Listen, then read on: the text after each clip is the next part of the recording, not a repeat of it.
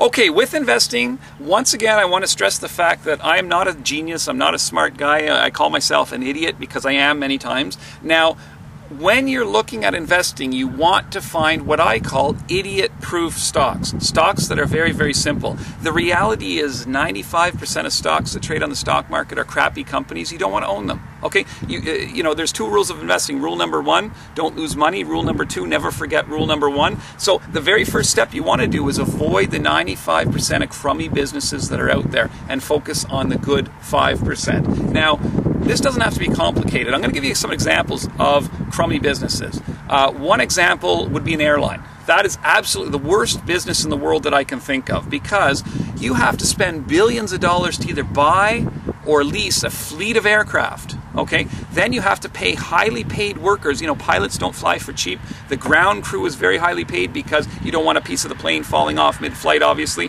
And then you have to pay fees for the rights to take off and land at all the airports. And airports require an incredible amount of infrastructure. You need air traffic control. You might need de-icing equipment or snow plowing equipment. You need security personnel. You need baggage handling personnel. And the list just goes on and on and on. Now, if you start an airline, in good times, you might actually make some money because you'll fill the planes and you'll make a razor thin profit. Never be a huge profit. The reason the profit will only be razor thin is because there's so much competition. I mean, think about it. If I say, hey, you know, you want to go plan a trip to Hawaii or something, and say, I show you, I say, hey, I can get you tickets for $1,200. You'll say, okay, I'll think about that. And the very first thing you're going to do is you're going to go online and check if you can find a better deal. And if you find tickets for $850 that'll fly you to the same place, you're going to book them.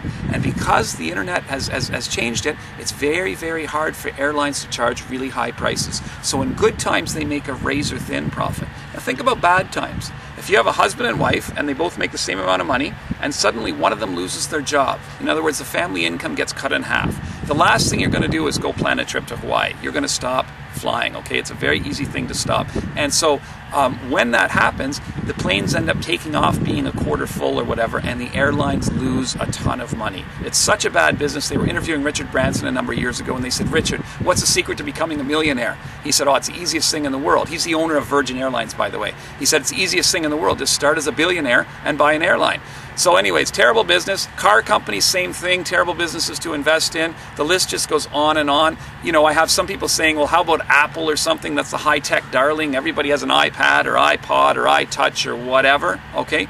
It's hot right now, but, you know, a little over a decade ago, a lot of investors thought Nortel was going to be the be-all and end-all because the internet was going to be huge. You know what? Today the internet is huge and Nortel is bankrupt. He would have been better off buying beer and returning the empties. He would have ended up with more money. So the point is, there's lots of crummy businesses. You want to avoid the crummy businesses and stick to the good, simple, idiot-proof businesses. And in the next video clip, I'm going to give you an example of what I consider an idiot-proof business.